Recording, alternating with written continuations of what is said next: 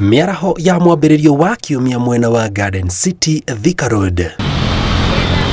Waya gwĩciria ũyũ nĩ mũhatĩkano wa ngari mũndũ arorete kwao mũciĩ no ũcierekeirie ceceni-inĩ ya kwenderio maguta ya Oilcom. Ruby's Hurlingham na Total State House ni imwe cia iria ciuma na maguta mũciĩ mũnene wa Nairobi. Nimekuja kutafuta diesel hapo, tinga imezimia kwa barabara, lakini nimefika pale wakauzauza ikafika mahali ikaisha. Sasa nimeshindwa nifanye namna gani? Serikali ituangalie maneno hii. Nikitafuta mafuta, nikakuja hapa nikapata hapa ndio kuliko na mafuta, lakini line ni kubwa sana. Gari imezimia hapo kwa barabara. Sasa kufika hapo nikaona nitafute mkembe niendee maji mafuta. Kufika hapo mafuta nayo imeisha tena.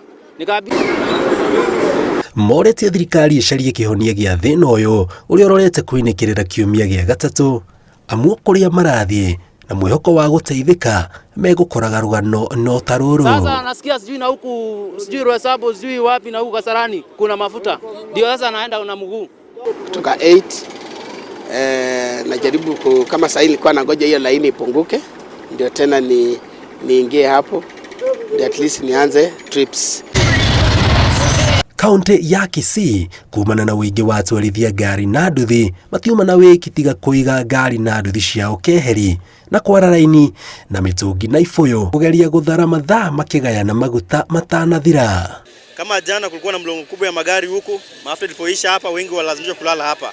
Tutaishi namna gani? Na saa hii Kenya imekuwa sida na watu wako na pesa ya mafuta wanakimbia nao kila saa.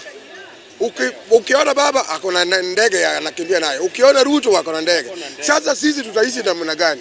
Na sisi hiyo watu wa pikipiki ndio wanatupeleka kazi tena tunarudi.